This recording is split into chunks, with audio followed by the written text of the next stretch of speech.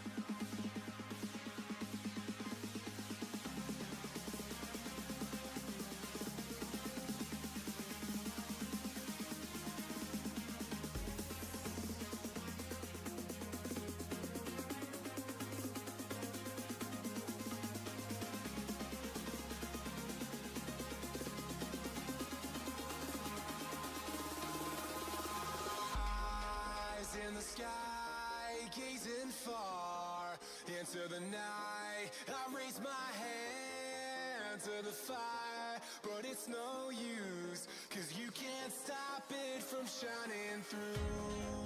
It's true, baby, let the light shine through. If you believe it's true, baby, won't you let the light shine through for you, for you, for you, for you, for you, for you, for you,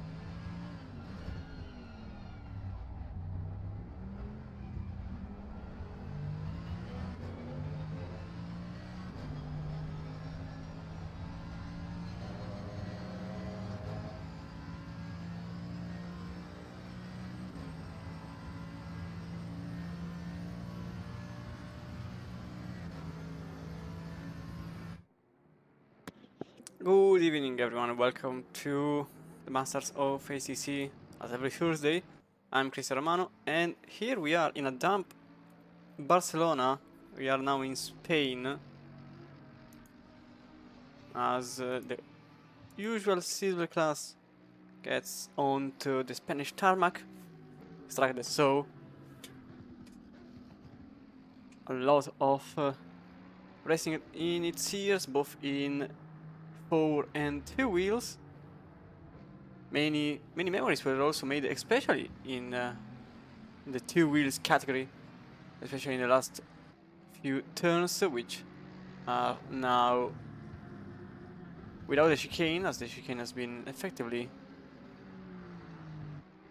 deleted from the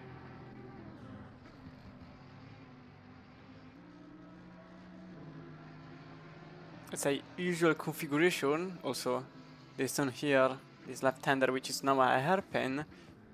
In real life, it's way larger, and it's unfortunate we'll never get an update on this particular car, which is now 2 years old.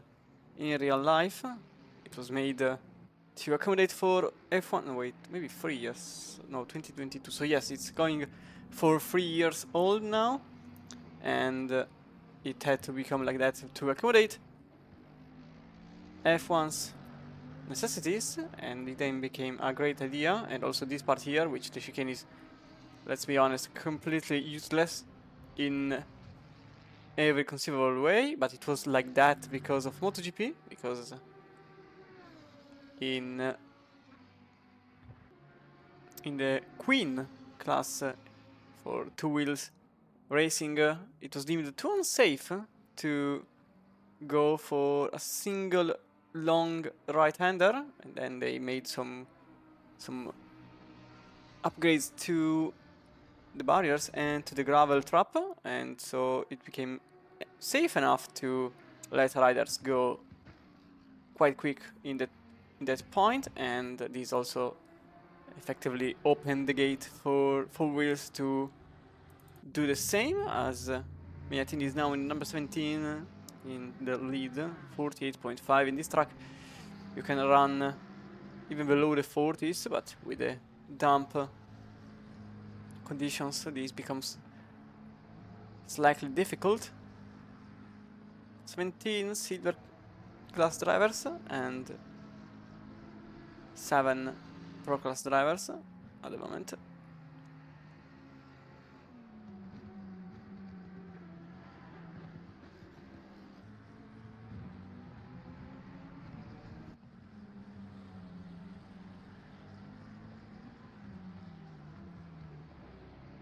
As a good improvement is getting through with Robinson's car just behind the BMW.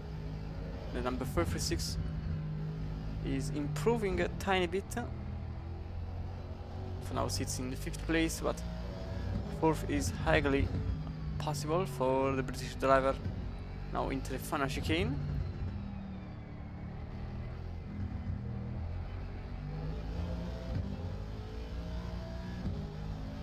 With 4 minutes to go in the qualifying, Robinson will not be able to clinch another position. And let's have a look at the calendar at the moment. Situation, we are now in Barcelona. The next round is the last round. It's Suzuka for 90 minutes of racing in the Japanese racetrack. And it will see 90 minutes of racing with no real rules regarding pit stops.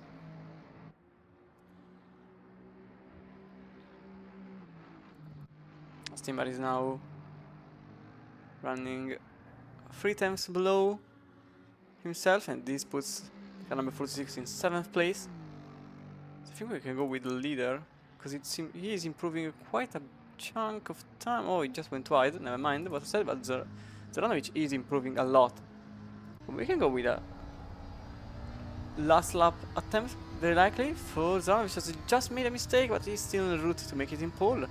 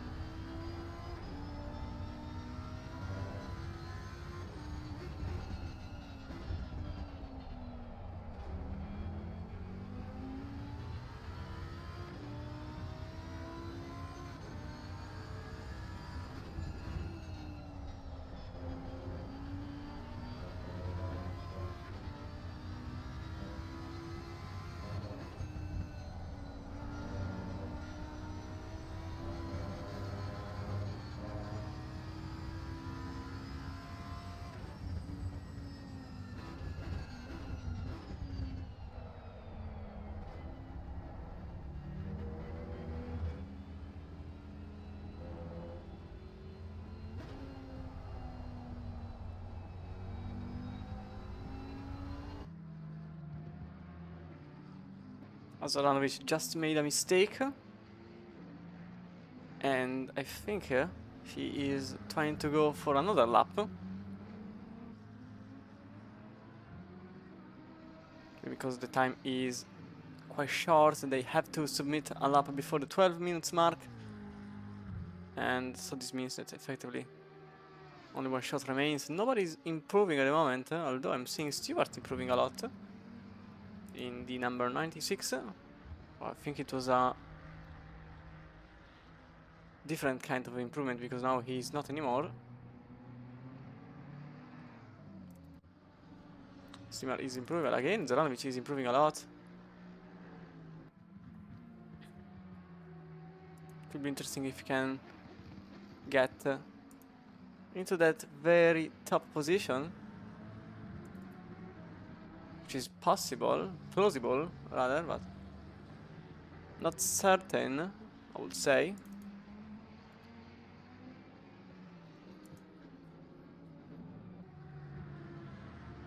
Now 10 milliseconds only below his own 48.7.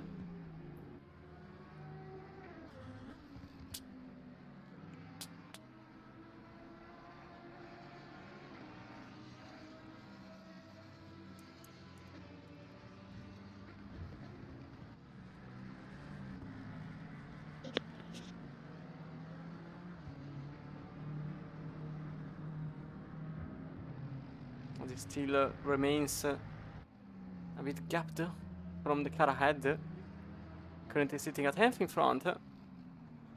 But this chicane could effectively change everything, because if made accordingly, this could put the car in third place in the car number 1 in the very lead, which will not happen.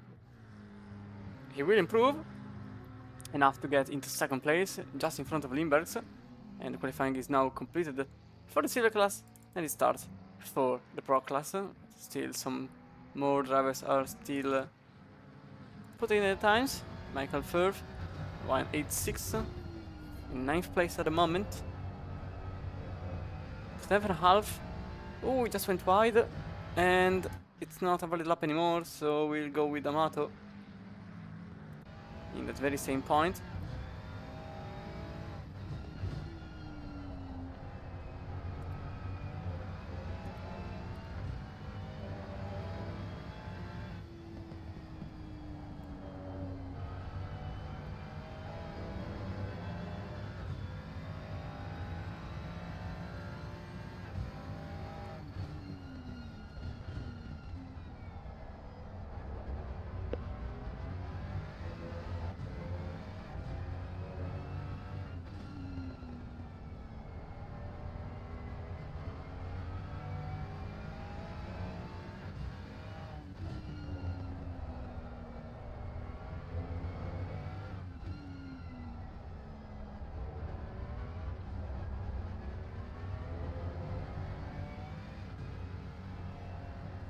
As Amato goes into the pits, effectively not putting any improvement, so we'll go with Hill, which is not the first car on track, or probably it is. No, okay, it is the first car on track. David Hill here for FRL Esports in the car number 555.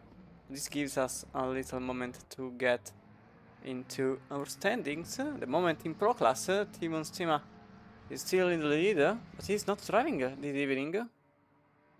He sits at the very lead, just ahead of David Hill. 312 points against 290, with 253 just behind, with Thomas Nopek that won 3 races in a row. 3 races in which he participated in. He is not doing the same tonight since he is not in the lobby. And Jongen is then in 4th, and then Kiugallo sits in 5th place. Situation in silver class is slightly different, with Sasha Meatini with 300 points, with every single podium but round number 4, and 32 points behind Viare. Vianello follows. Vianello, who is currently in 6th place in qualifying, and Gibbons is in 3rd, with Robinson and Tim are following in 4th and 5th place, but at the moment the real battle is between the very top and the 2nd place holder, with not a little group that gets 50 points behind.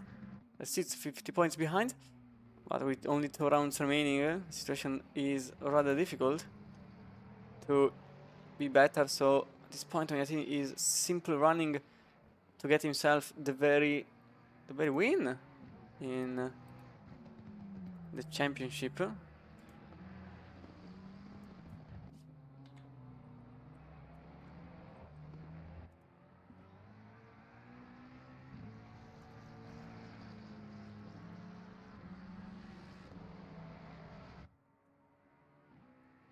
As the car number 5 gets in 5th place at the moment, Gallo gets in 8th, which then becomes 9th since Kasitra put the car 789 in 7th, as Eka gets in the number 51 in 5th place, possibly some preparatory rounds around the Circuit de Catalunya, since these drivers possibly didn't do much run in these particular wet conditions, as Jongen is in 17th, Rice is in still 23rd, but then jumps in 17th. Just have the Jongen, and the Velman will not score a valid lap this time around. So Ek currently in 5th place, but with a nasty mistake there, we can have a better look at it, because it was not a great idea to go over the curb and braking. You can see the rear slipping off, then trying to go on the inside and slipping more after braking on the curb, and then having to go into the pits as Hill, the McLaren, still 6 times behind Miatini, leading the pack. Rain didn't change, so this is raw pace for these drivers here.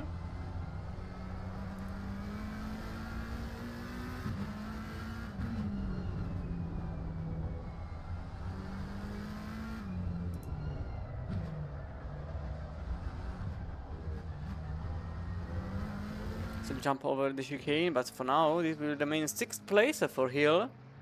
The top 4 in silver class remains in the top 4 overall.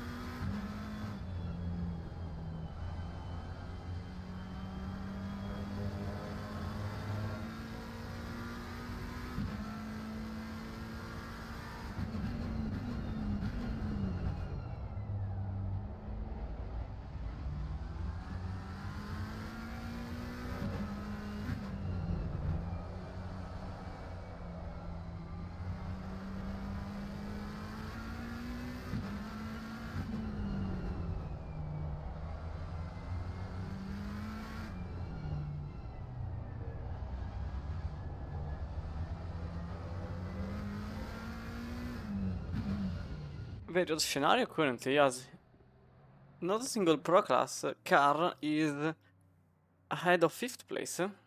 They are sitting Dax in 5th, 6th, 8th, 10th, then 15th, 18th and 19th place. They are not really improving. Rice is just now improving. They still has a chicane to go, and only 4 minutes and a half remain.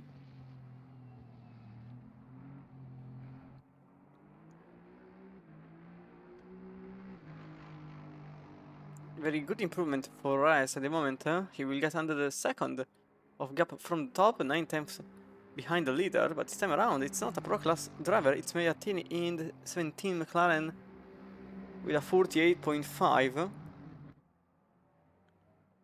And it's not a good scenario currently for the white number plates, as they are effectively nowhere to be found. And only 2 laps, maybe 3 remain. 3 for some drivers, but certainly 2 for the majority remain, as Eck goes for the lead. 48.4, 2-0, so Eck is now leading the pack. A 10th in front of Meatti.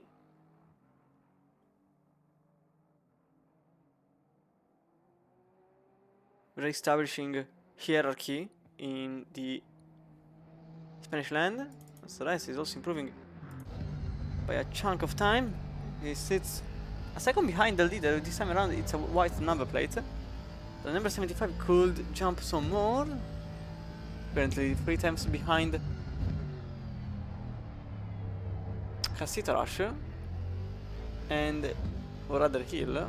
Yeah, 3 times and some bits behind Hill. And at the moment his current improvement is of the same order of magnitude.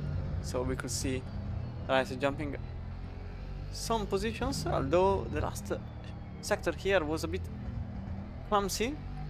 Still lost an eternity, and he is going to just improve by a single tenth, maybe a tenth and a half. This will get the car number 25 just in 9th place. Still 2 laps to go for this car here, and 2 attempts to never mind as he gets to halt. And this means that the time remaining is only 20 seconds. Now 15, and I don't think he will make it on time because I am thinking as a dry track on minute 48, so he's effectively over with qualifying. 789 is not improving. Hill is improving. Although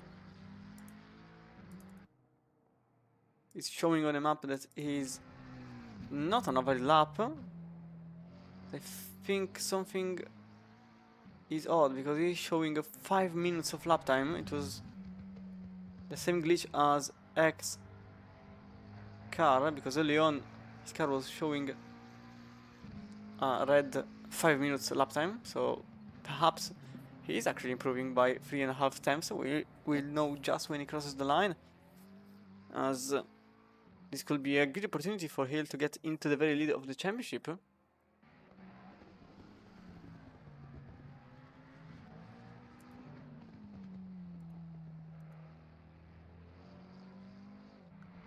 As Hill currently sits behind 4 silver class cars, and oh, it just went wide. Was it inside the limit, or was it outside the curb? It was inside, and it was a good improvement. 3 times behind Heck at the moment. 48.7. Still an attempt to go, with possibly a 10th or more that remained on the very last turn. The majority of the drivers have completed their run, as Veldman and Jongen are both in the pits, as 789 just crossed the line, just in time to get a final lap on the tires.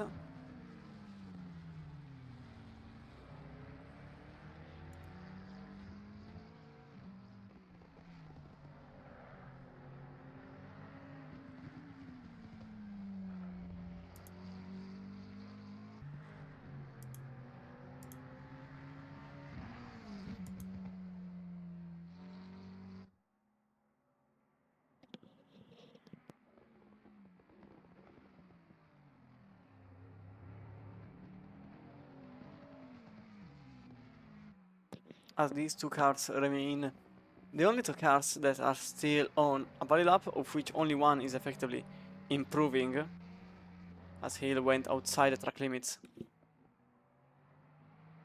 So Gallo will be the last car that will be able to score an improvement. As the Mustang, the only Mustang, no, there are two Mustangs, apologies, on track, doesn't improve and remains in 11th place. So this is your qualifying setting, with only one car in Pro Class in the first 4 places, with Hill just sitting in 5th, as it stands. Whichever position he ends up between Ek and, as it stands, Kasitrash, but this could change. It will still score a 2nd place. This will score as a 2nd place since class standings are effectively standalone settings, as Ek leads the entire pack, with Magliatini alongside in silver pole, with Zoranovic following in 3rd. Limbergs is in 4th with a 205 Lamborghini, so the 2 Lamborghini both in 2nd row, as Hale and Robinson are 5th and 6th, with Gibbons in 7th place. And then we see Kasitrash in 8th, with Rice in 9th, and Vianello completing your top 10. As the gap between this green and black Ferrari and Magliatini up front is quite a lot.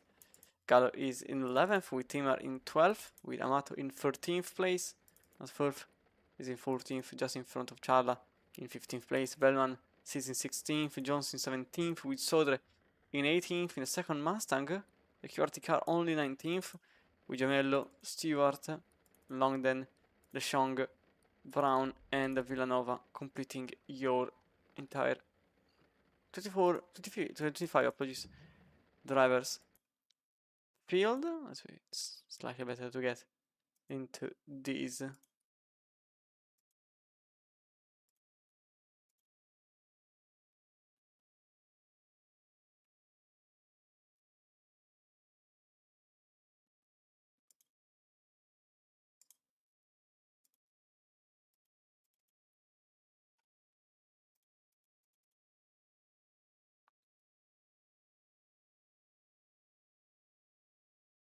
So we'll get a better look into the racetrack. As I said, famous for many battles, especially in 2 wheels rather than 4 wheels. 4 wheels, it had a lot of popularity as a testing track rather than a racing track, and also because of the GT World Challenge. But Formula 1 never really had a good experience here. Maybe the only memory for some people from an F1 race was the incident that happened between the two Mercedes in the hairpin in turn 4. So we start formation lap with 60 minutes to go.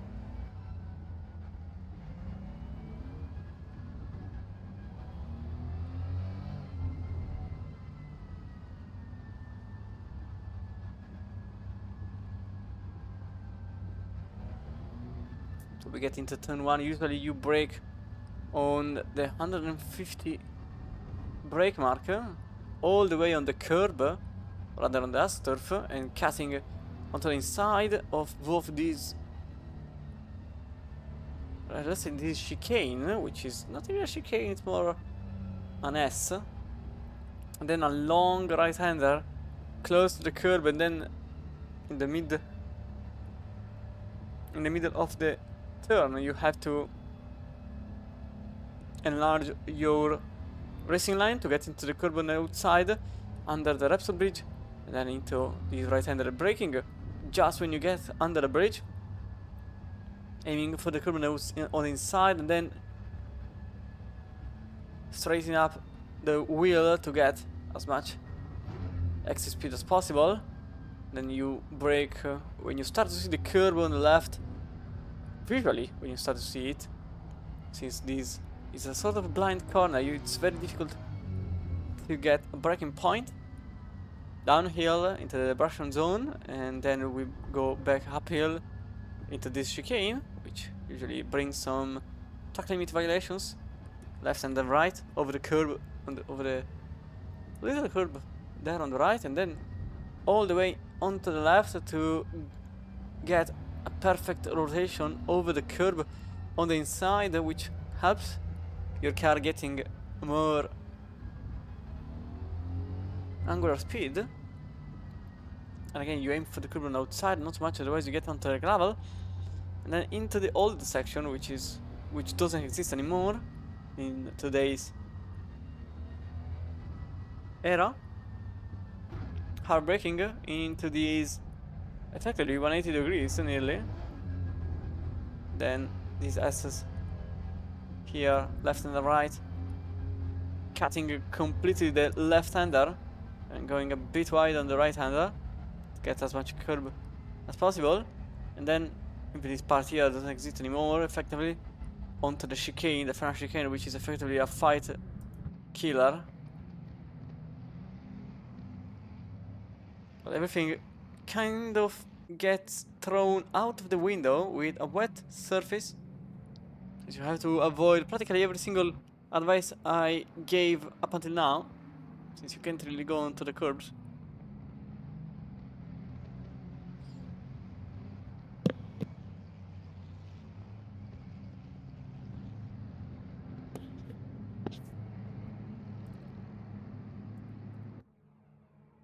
As you can see, Mediatini very much behind Eka's green light, and away we go with a very nice start by Limbergs, who already tries to get onto the grass as Zoranovic effectively overtakes Mediatini with a very poor start, but you can see all the cars going free wide into turn 1, couple of free wides.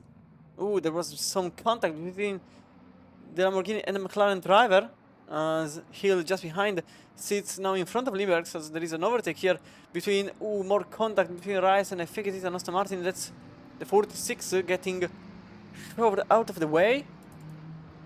But instead the Limbergs still follows in 5th, as you can see. Extremely wide there for the 555, which gets overtaken just outside of turn 4 momentarily, as the McLaren is actually on the inside, so nothing gets through. Gallo, I think, made contact with Cassitra slightly. The two cars are still side by side, as you can see. There is a green and black liveried Ferrari that went slightly on the gravel, too wide into the chicane, giving a bit too much of an opportunity to Amato to get past down on Cassitrash, apologies, Gallo. And now behind Cassitrash sits the Italian here in the car number 103. Although the Mustang has an immense power in the straights, and a matter of fact, keeping it inside, very likely also keeps the position. That's Youngen going for today's racing line, as Gallo somehow, quite surprisingly, completely lost position on Amato. And I'm not sure why, since he was on the inside. As Rice goes for a different racing line, cutting the chicane entirely, so that will be very likely a track limit violation, as Youngen gets into 13th place. As Vianello is bleeding positions, now in 14th place. That was a bit of a slide there for Vedman. Was in the rear, on exit, and getting Sodor just there as Mediatini and Zoranovic. That was extremely close for Mediatini, as he loses the position on Hill. As you can see from this point of view, he gets on the inside, he brakes way too late, goes for a bit of an avoidance. I think he collides with Huracan just in front. But luckily, nothing really happens, and Mediatini now sits in 4th place, not leading his own class anymore, still in fight for positions, both overall and for class position, as Rice behind gets a taste of what 11th feels like. It goes a bit wider there. And as Martin remains in 12th place, as Hill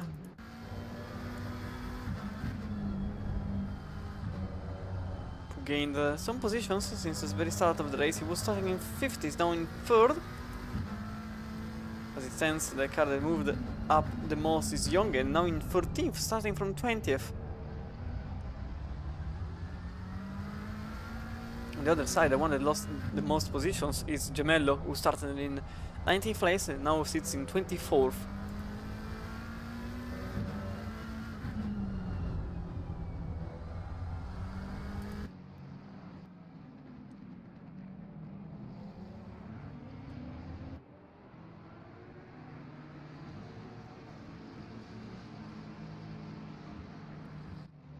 Brown in this particular moment is very close to Longden. They're passing for 20th position, but I think it was just the chicane creating the opportunity. As we go back to the very front, as Limerick is tempting Meattini from a bit of distance, but not too much.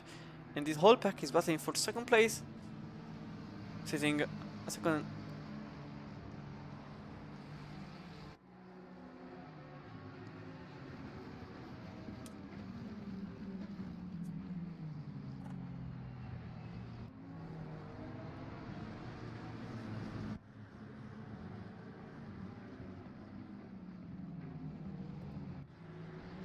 Ooh, that's some contact between Vianello and Young, and oh, that's more contact with the car that went onto the grass. So very aggressive there, Young against Vianello for position number 13. So we can have a better look at it. What exactly happened? As you can see, it gets very defensive very early.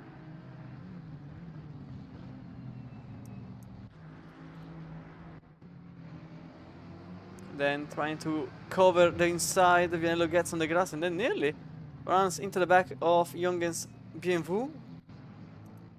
And again, this battle is going on as Vianello is effectively in a bit of a difficult position since he requires a lot of places. As I see, I can't remember 60. Oh, there's been a contact there between Stewart and the number 74.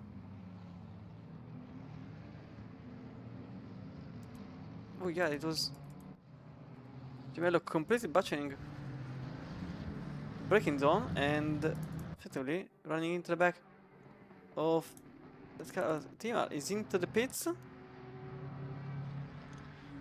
Strangely, he's into the pits already.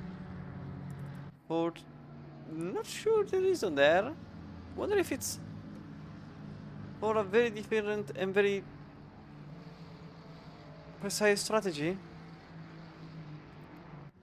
As it stands, though, Meattini is with the fastest lap of the entire field, and X's best lap was a 49.0. And effectively, every single car behind actually made a better lap than Ek. 48.9, 49.0, 48.9, 49.0, 49.6 is the first car that is outside that threshold, as Amato got the overtake on Citrash, who went extremely wide there and lost the place on Amato, who is now in 8th place. Smeldovan finds himself in some trouble. Number 29 lost a chunk of positions while the replay was going on. And now the 29 is defending against Longden.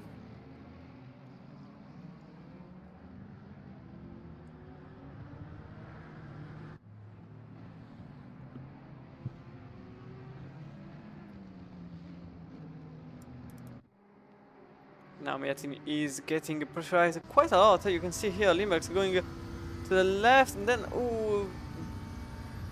blocking the way to the Huracan. As you can see also in front, as Hill made the overtake on Zoranovic into turn 1. And now Hill sits in second place, starting from 5th.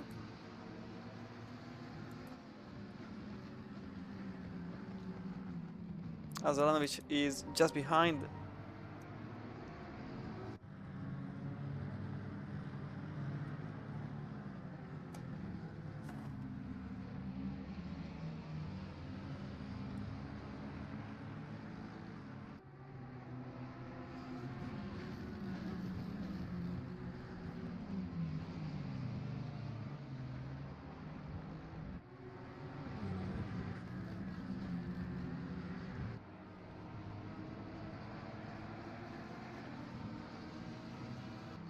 It's now very close to Miatini there in fourth.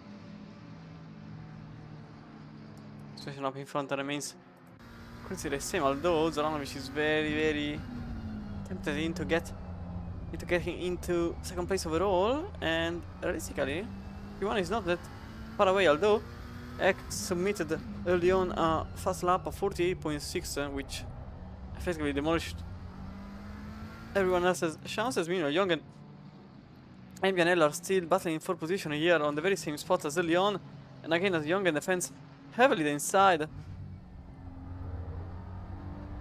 Vianello tries again for more overtake.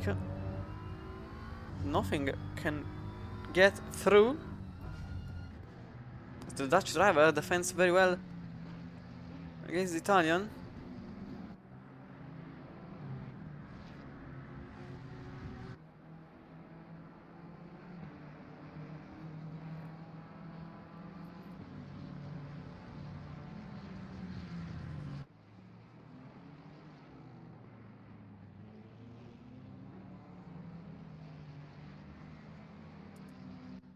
As the overtake happened just here, it was a lot of gap, so I suppose a mistake happened between... Oh yeah, it was Furf going extremely wide, missing the braking point entirely, and that's Rice getting into 11th place.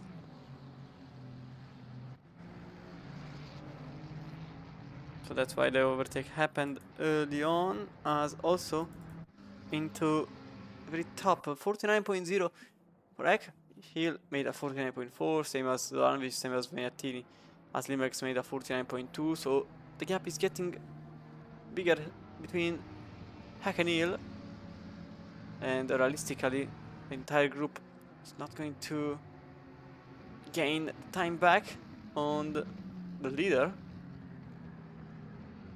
so we can get into this little fight again as always for 14th place, but as always into turn 4 as the Ferrari has a better run in this sector. Who sits perfectly in the middle of the racing line.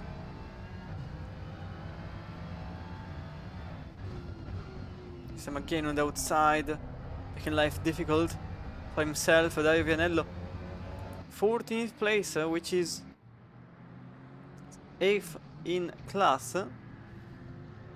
He's not really having a great time. Look at the reminder in the standings.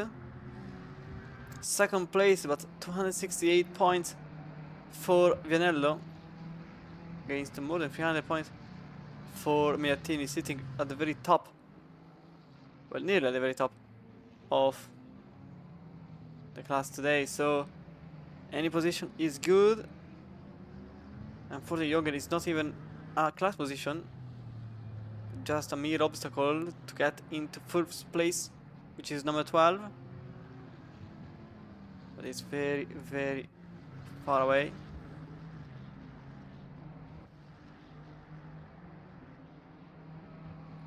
Currently second place still has some troubles keeping the position for themselves.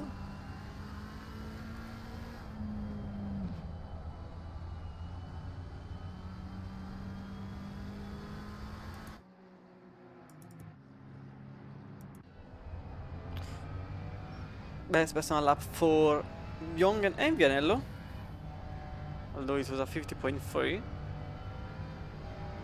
It's this could be another chance for the sim racing team.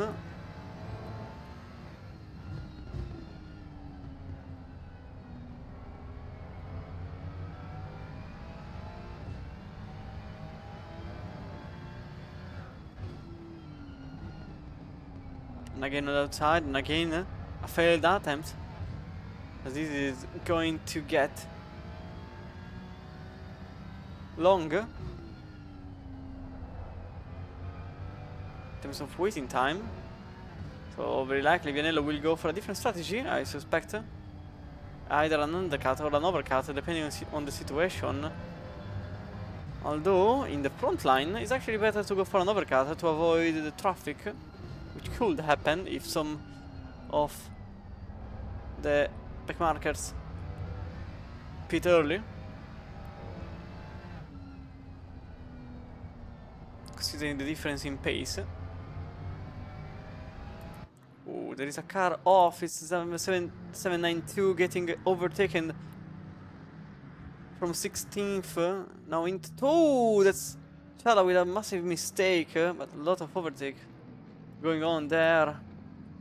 Can I have a look at what happened? Oh, there was a contact. Oh, it was Chala completely getting sent into the wall. What happened there? So that's why a lot of positions were lost. As more incident happened. What is going on between the 171 and... I need another replay. So this is what happened early on. Oh, Jones completely missing the braking point and throwing the Ferrari into the wall. And then the very 792 made another incident with another car. It was number 2 this time around. But was it? Oh, it was because Charla fortunately had another incident. Simply because the rear grip simply wasn't there since the wing was effectively broken. And Charla still trying to go for an usual racing line, lost the rear, and unfortunately Jones could... Oh, that's another loss of traction. This time Jones doesn't hit another car. And remains in 20 seconds. Sky entered there for Stewart as the car 171 gets into the pits. Or rather, he keeps himself into the racing line, but with a broken rear wing.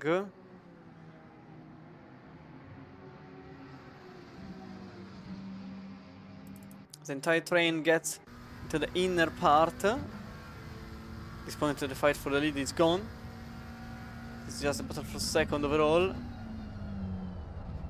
Bit wider for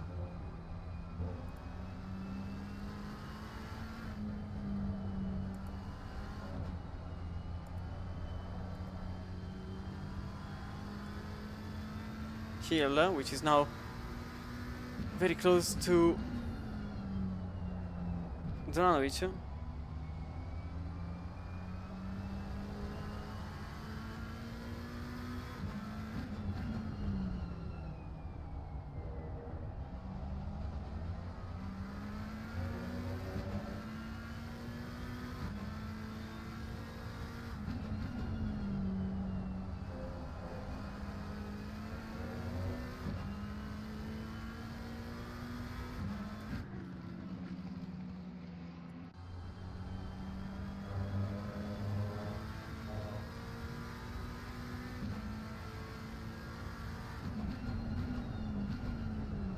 Ooh, that's an extreme dive bomb there between Meatini and Zoranovic. More contact between the two cars as Meatini loses the place on Limburg. So that was a very short moment where Meatini was behind the Limburgs, but the trio remains on the same way.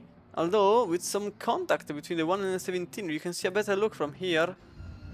With Meatini dive bombing in an immense way the number 1, hitting it to get it straight onto the racing line. But that was extremely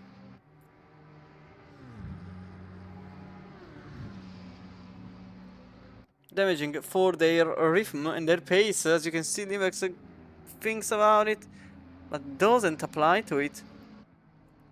He saw an opportunity, but he just said, I will wait for the next one. As Jongen, and oh, that was extreme. That was extreme between the two. Maybe a bit too aggressive. I would like to have a better look. Look at this.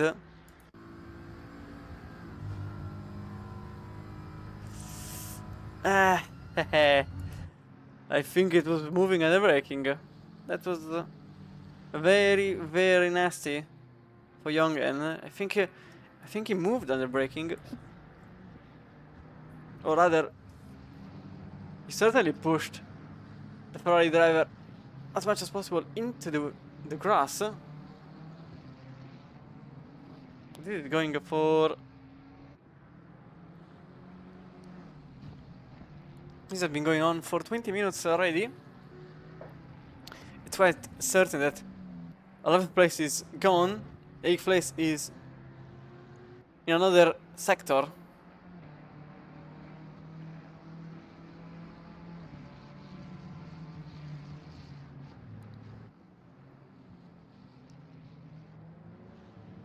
Jongen is simply defending as much as possible to keep that position. It was a 49.4 in the last lap for Ek. It was a 49.8 for Hill. It was a 50.1 for Zoranovic, 50.0 for Meatini, 50.1 for Limbergs. As again, you can see that as Gianello tried another, let's say, he tried to create another opportunity into the chicane, which is unlikely to happen. This is just ruining the pace.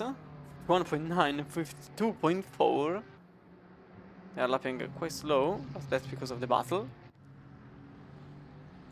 As Limbergs, Meatini and Zoranovic are still on the same pace. It was a bit wide for the Lamborghini drivers. Meatini maybe interested in making it into third.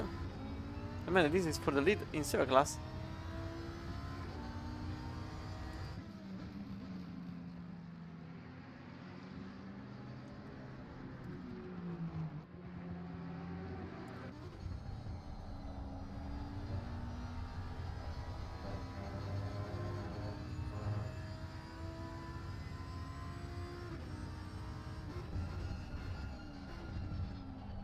It's a dive bomb idea there for the Italian driver, which doesn't get through.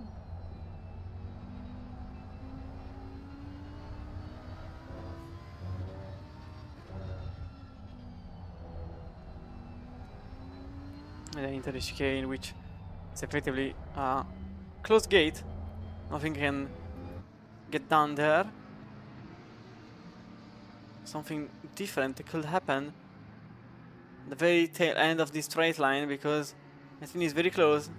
The McLaren is very good in straights. 59.7 this time around for Zoranovic. It was actually an improvement on every other car in the entire field. But I think you can see how close it is. Perhaps there is a very good chance that Meatini has more pace, more rhythm. But until this Lamborghini remains where it is. Oh, that was a bit of a rear slip for the Italian, which gives Limex the opportunity. But you can see how nervous this car here. Look at how loose it is compared to the two Lamborghini drivers that are effectively stationary on the racing line. And the McLaren is going left to right every single time, even in a straight line. Which is not really helping their tires, although a pit stop is coming. But with wet tires, it's actually a very good idea to not change tires, since they are so good. And also because it's not really wet. So maybe because it's not really wet, it's actually maybe a good idea, depending on their feeling. 50.0. Yeah, the wet tires are actually getting tired because of how little rain it is there on the racing surface. Because now they are lapping into the high 49s, an entire second slower than what they could achieve at the very start. So yeah, the tire wear is high, and I don't suspect anybody will go for a change of tires for not to that. Okay, I can formulate a sentence. I don't think anybody will choose to stick on this set of tires. I made it. Moreover, because an entire second gets lost per lap, 30 minutes remain, and 30 minutes are roughly what, 15, 16 laps, 16 seconds gets lost as Rice just put the overtake on Cassette Rush with the Iranian driver going extremely wide in turn 1 and effectively not even defending. I'm not sure why, as this is a race.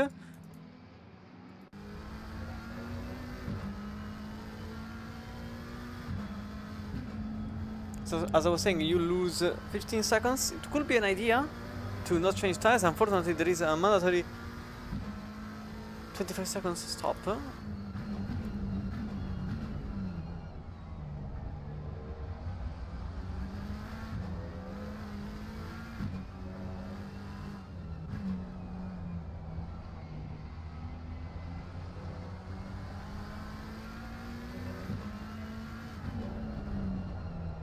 Avinello went for an extreme undercut as Magnetini made a massive mistake there, as Hill is losing massive chunks of time. Last time around it was a 49.8 for Ek, it was 49.7 for Zoranovic, 50.4 for Hill, so actually there is a slim opportunity for Zoranovic to win overall, because the times he's setting are good. The times he is setting are good, as there is a possible overtake between Robinson and Gibbons for 4th place from the outside, which then becomes the inside. A bit of a push, a gently push for Robinson on Gibbons' side, which didn't ruin much their paint job, but helped massively Robinson's placement, because now it is number 6 rather than 7.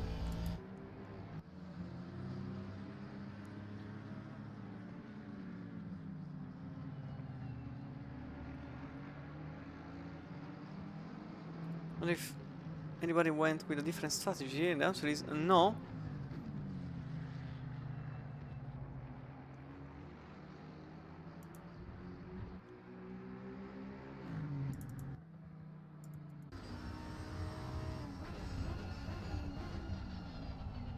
Ooh, that's extremely wide there for Zoranovic, losing an immense amount of time. Have a better look at it. Braking extremely late. Yeah, you can see he had to brake roughly 50 meters before. He didn't lose too much time, but he did lose a good amount of it. Around 6 tenths. So this was possibly a 50.2 for Zoranovic. A 50.5. This was a 50.3, so it was already a slow lap for Magnetini. Zoranovic made effectively the worst lap possible here. 50.0 for Ek. As Amato goes into the pits.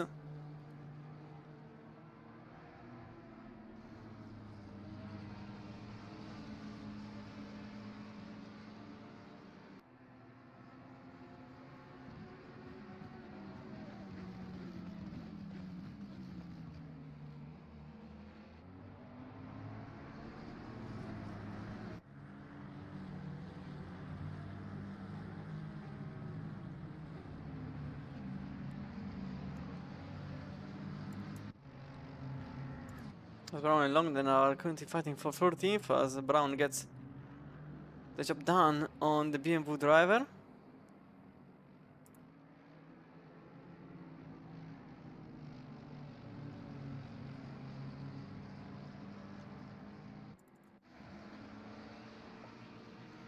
as Amato, De Jong and Velman all went into the pits. And this battle still rages on.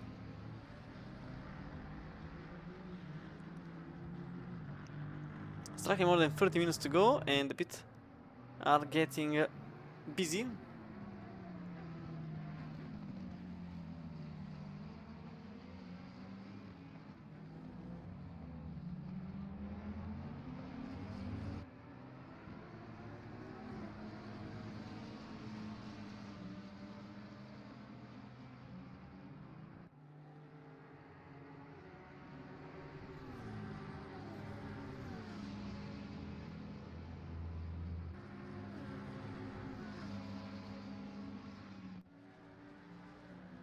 Ooh, little tap there between Mettini and Lindbergh, so with Mettini losing a lot of time. Stop and go 30 seconds penalty for De Jong for speeding in the pits. As Ferb gets his car into the pit lane.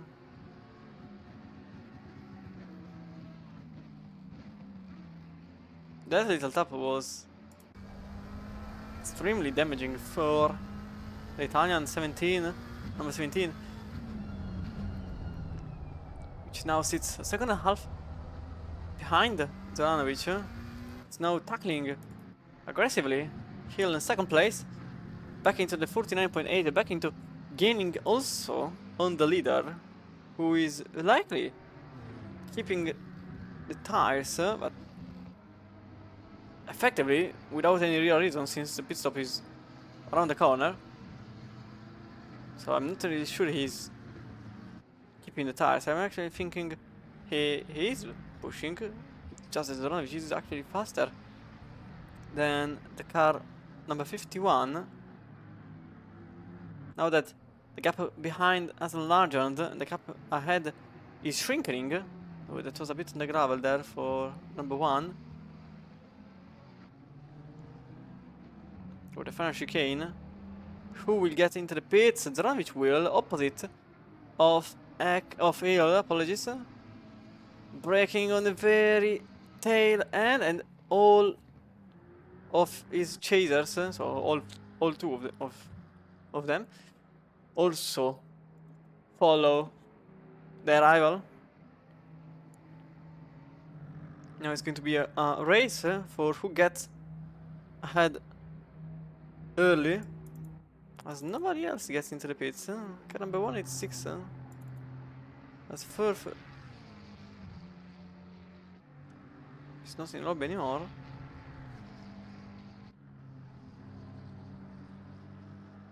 Villanova also into the pits. And Gemello does the same.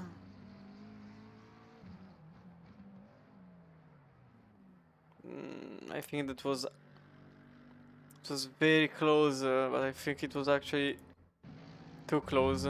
Have a look at it. Look at the gears. Yeah, it was off. I think it was off. That final acceleration didn't help the Italian here. So, free clean air for Eck, who is going to lose, regardless of the strategy. In this particular oh, extremely wide. There's some more time being lost there for Eck. 50.5 in the last lap, so complete cliff for the Honda driver, who lost an eternity in these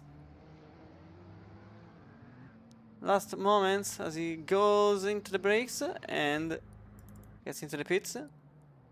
As he does the same, as Robinson does the same, as Gibbons actually goes through and becomes the leader of the race. As Rice cuts the chicane, and while he's here, why not change the tires? Cassidy does the same. Jongen decides to keep it out of the pits. So I wonder if they are going for a different strategy, but I'm not sure how good can it be. I'm more interested in something else, because look at this. Complete shuffle Limbex is now ahead of both Mattini and Zoranovic by a massive amount of time, and the reason is possibly because Zoranovic repaired the car, which wasn't a good idea. He lost a tremendous amount of time, 8 seconds compared to Limbex. Mattini does the same. It's completely... It's an absolute waste to repair the car for a 25-minute stint in a wet surface. It just effectively gifted Eck the win at this point,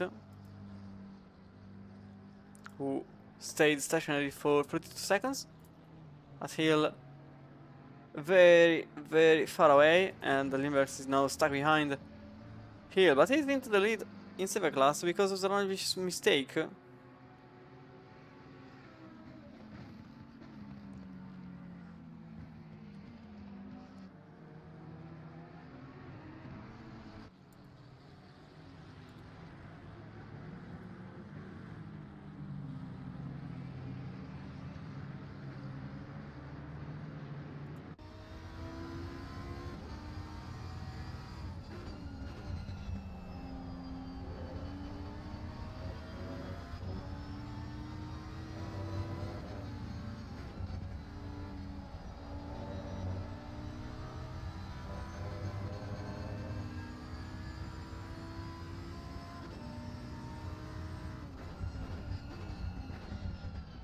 As Gibbons is now into the pits, as Young and becomes the newest leader of the race, as he doesn't pit. And a quick thought goes to what happened early on, because number one reminded that number one repaired the car completely, wasting 8 seconds. And without those 8 seconds, the number one will be in second place overall, just 2 seconds behind the effective leader at the moment. So not really sure why he repaired the car. More than likely,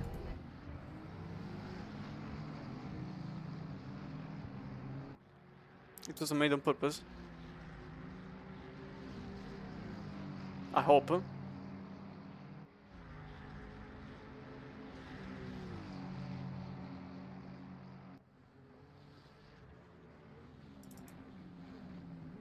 As the race just gets overtaken down with some aggressiveness on Villanova.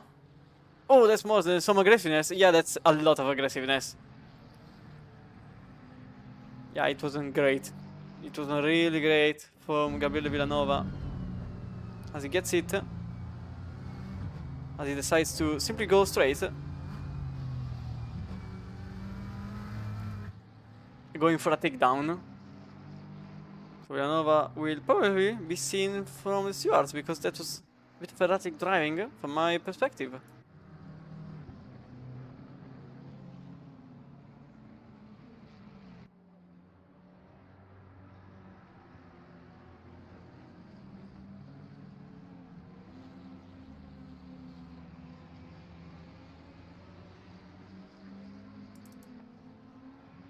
As Gibbons is now ahead of Robinson, as this was the situation early on.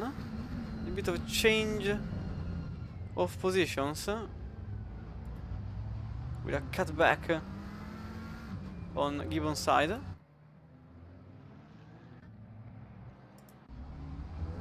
As it still goes on. So you have to cut on the straight, because Limberg's very close to making it happen into turn 1 for second place overall.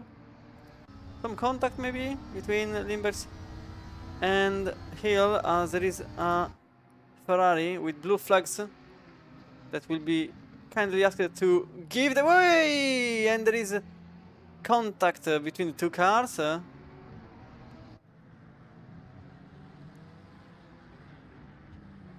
With Hill defending as much as possible to try to remain in second place overall.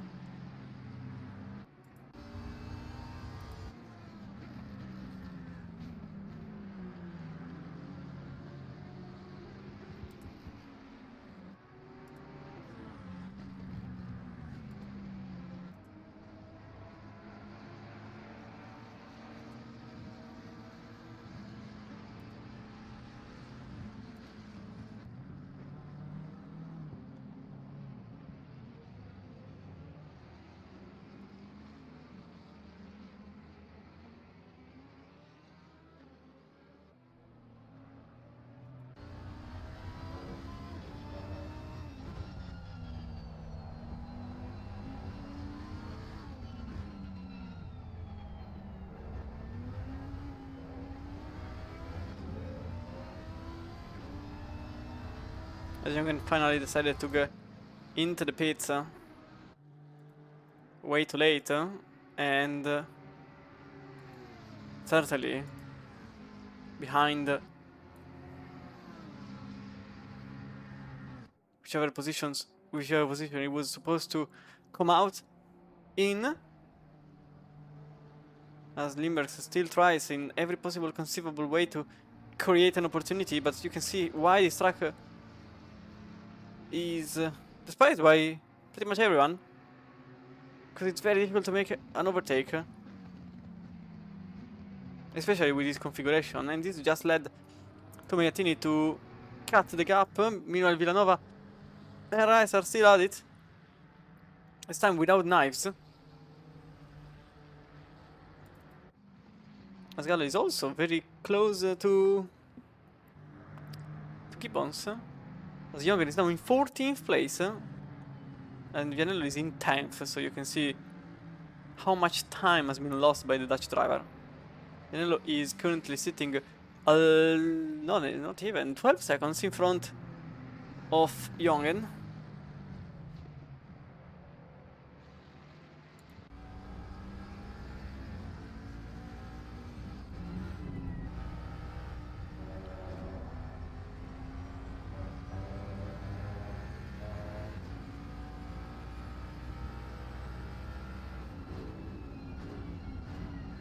Possible opportunity arises here for Gallo to make it into 7th place.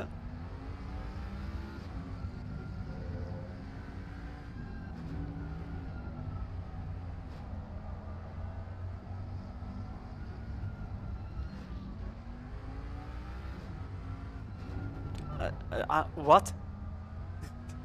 Ah? Why? What the hell? Why was that?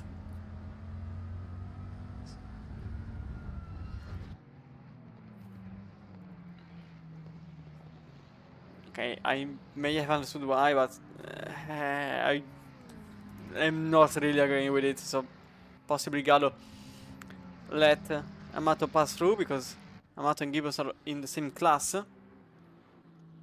You are a racing driver.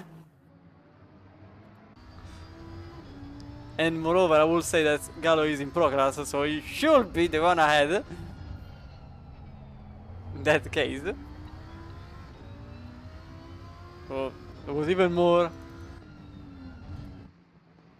purpose into making this overtake, and he just left it as it is, as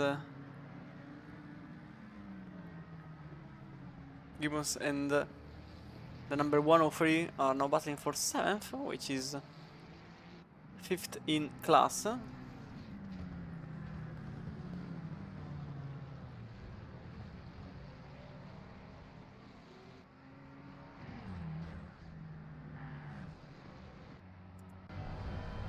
.49.2 in the last lap for Ek, 49.4, 50.0 for Limburg, and 59.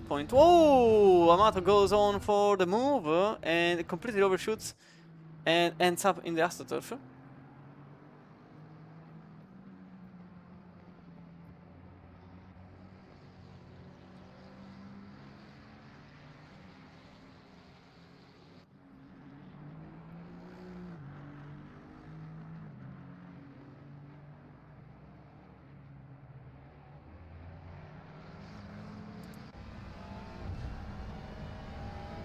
Some around the Gibbons went extremely wide, and effectively there's a high chance Gibbons lost the place on the Ferrari driver, which sits on the inside and takes position number 7 in an easy manner. 7th place for Amato now, and Robinson is 8 seconds ahead, so it's possibly very difficult for the Italian to get into 6th, but never say never. 49.5 apologies for Ek, 49.0 for Hill, 49.2 for Limbergs, 49.6 for Metin, and 49.2 for Zoranovic, sitting unfortunately 11 seconds behind, which would have been 3.8, but things happened.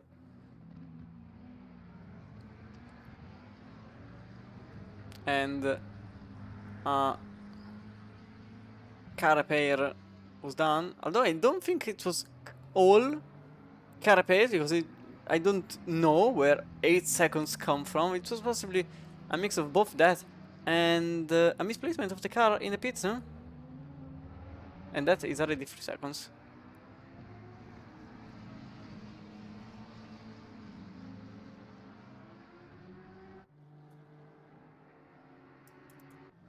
As Cassetta is now driving alongside Vianello, or rather behind, just behind, getting towed by the Italian.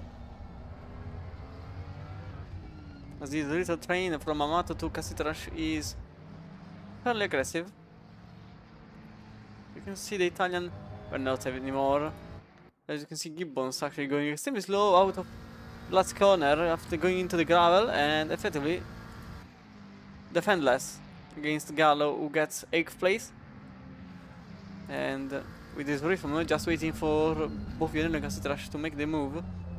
As last time around for Gibbons it was a 53.1 compared to 51.1 and 50.9 from the two drivers behind, which already are going for the attack.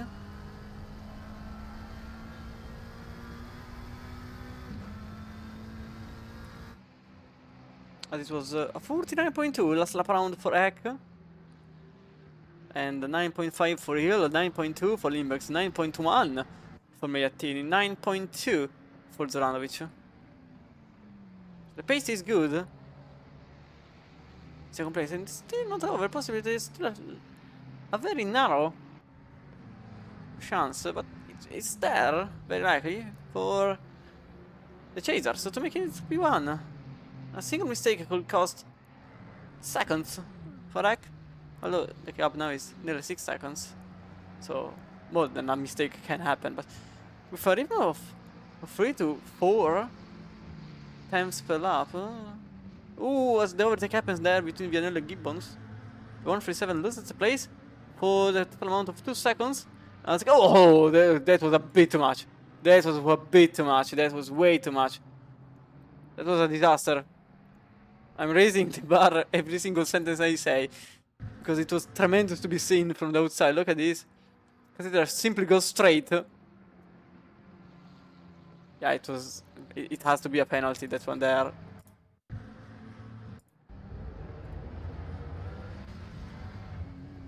Yeah, completely going straight. We can have a better look from the splitter.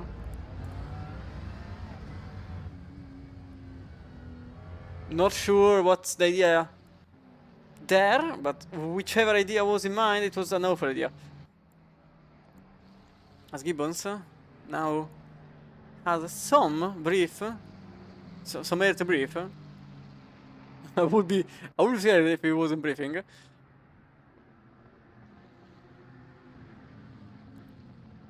So Vianello will likely be extremely aggressive.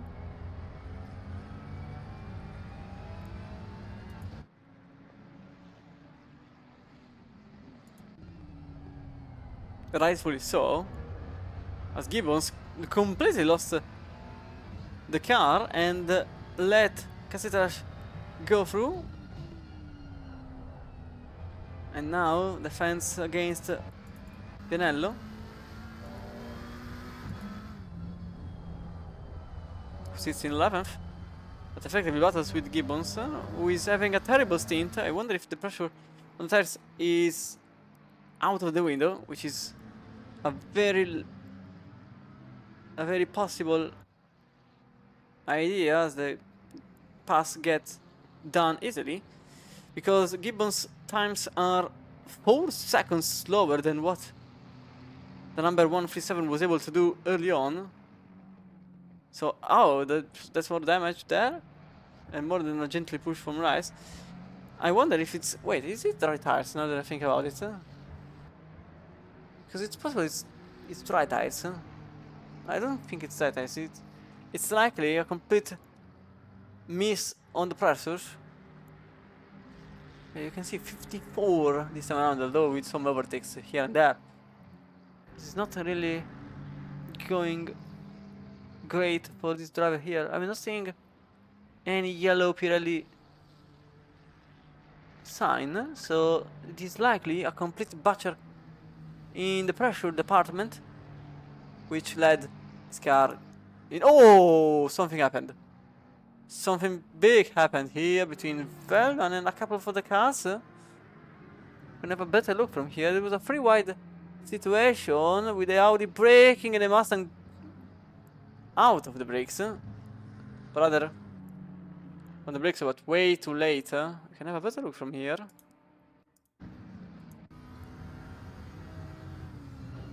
Yeah, the Mustang not braking in time and pushing the air completely out of the way, although Velman remains in 15th place. So Ek is easily keeping it in first place, 6 seconds ahead of Hill. While his point is battling with Limberts, 49.5 for all drivers except Megatini. And Ek with a 49.4, so at this point any single possibility of a better position, of a worse position than number 1 for Ek are done. Oh, some contact there between Limberts and Hill. I was saying and Ek, but Ek is a bit far away. As now Megatini is extremely close to the duo, but we can have a better look at what happened, what I was picking. So you can see Hill going extremely wide, cutting again in front of Limbergs, who has to defend aggressively against his opponent.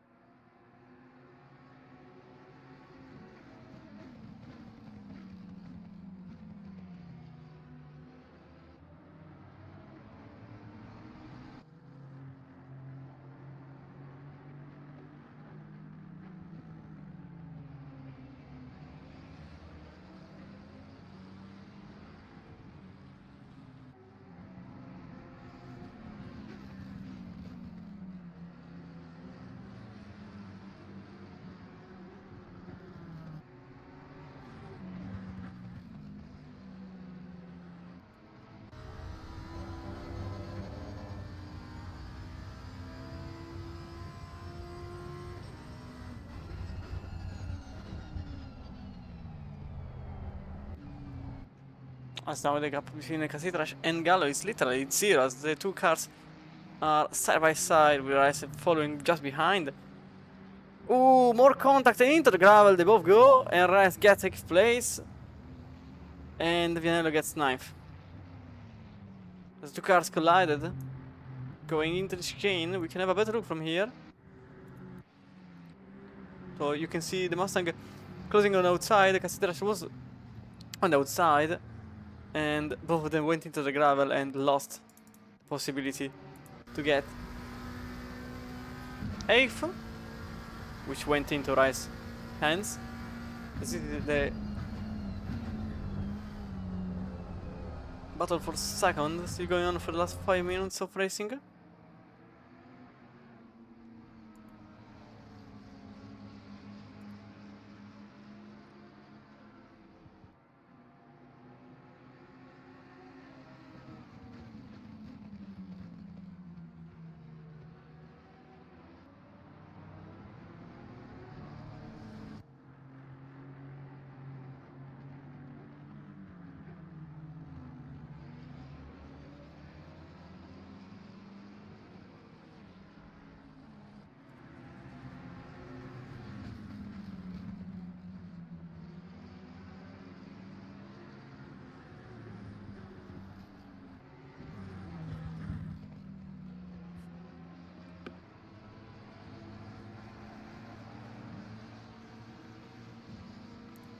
So as it stands, these two are still following the Pro Class driver, which in any case will end in second place, regardless of the overall positioning.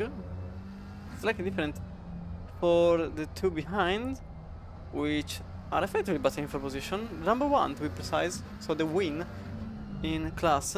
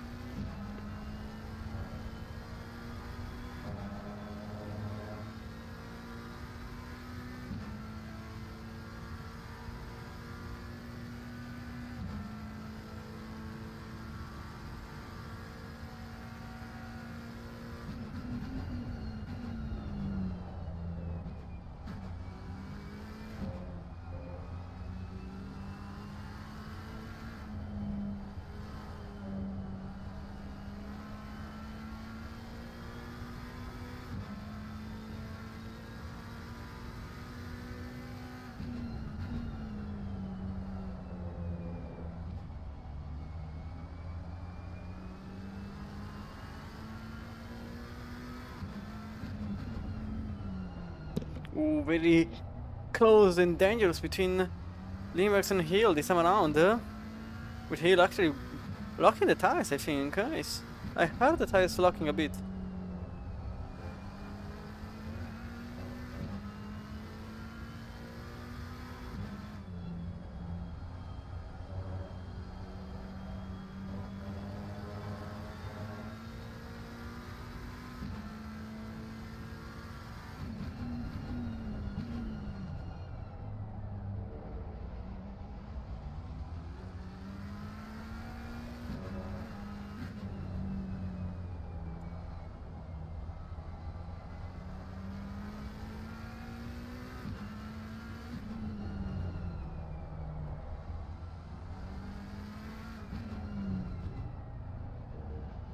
Time around, slightly large out of trajectory for the Lamborghini driver, which is now in extremely dangerous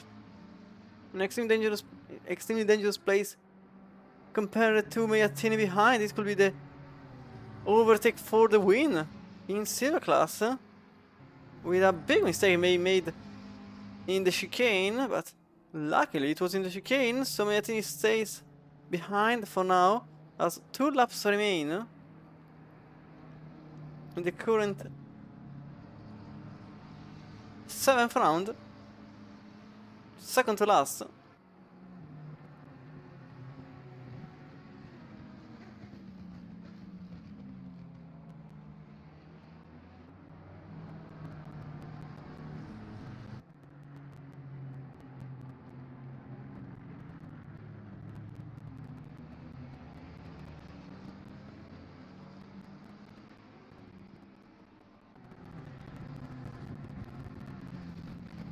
Oh! Massive incident between Mayattini and Lindbergh, completely butchering the chicane completely, and this is Ranovic passing Lindbergh. What has happened? There's a tremendous incident between the two. Completely butchering the chicane was Mayattini. You can see missing the braking point altogether and going for a takedown on the car ahead. Look at this from another view. As Lindbergh goes on the brakes, Mayattini really doesn't. Mayattini gets lucky and flies away with very little damage.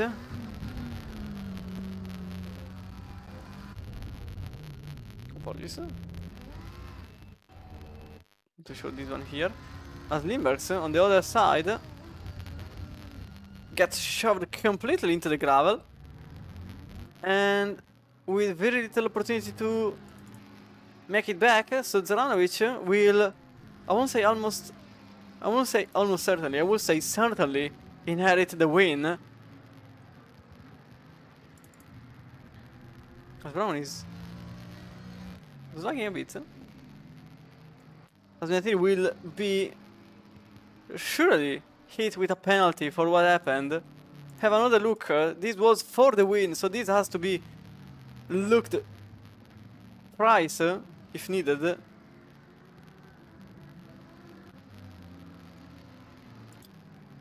And as it stands, Magnatini is going to win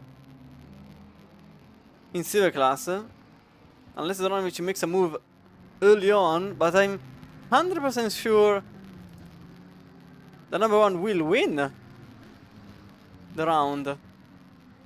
I don't even have to wait for Stewart. That's pretty self-explanatory, the reason for it. Azek is now in the very final corners of the Spanish racetrack. Now into the final chicane.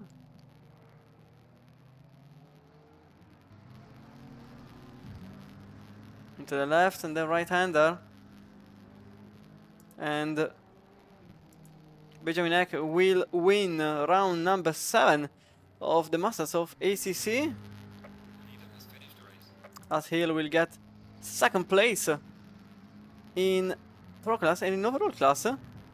And Magnatini wins on track, but Zaranovic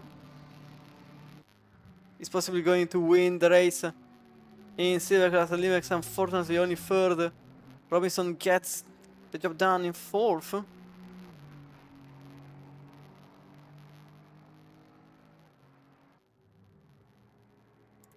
Automato just now into the chicane.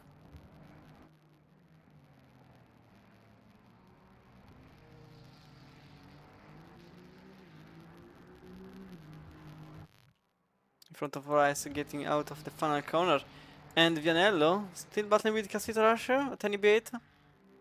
But that's 10th place for Cassito Rush as Gallo gets 11th after the contact early on. Villanova gets 12th.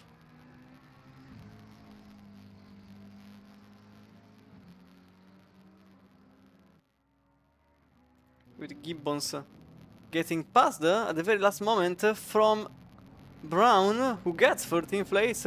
Oh, he's actually out of fuel. This car is out of fuel. So Younger gets 14th place. I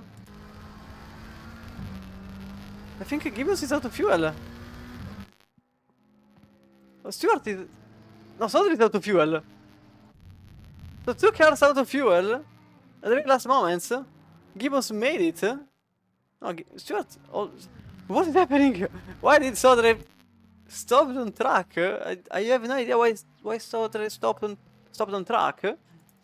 Latimer is now in 18th place and in 19th, and Gemello completes the race in 20th place. So many questions, and I don't have enough answers. For some odd reasons, both Gibbons and Sodre went on to effectively stop in the middle of the racetrack for some odd reasons.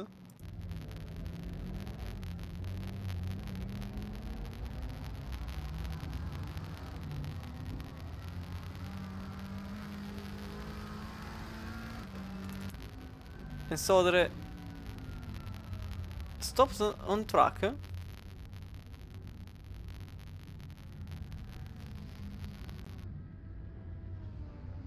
Waiting for the R8, that's why.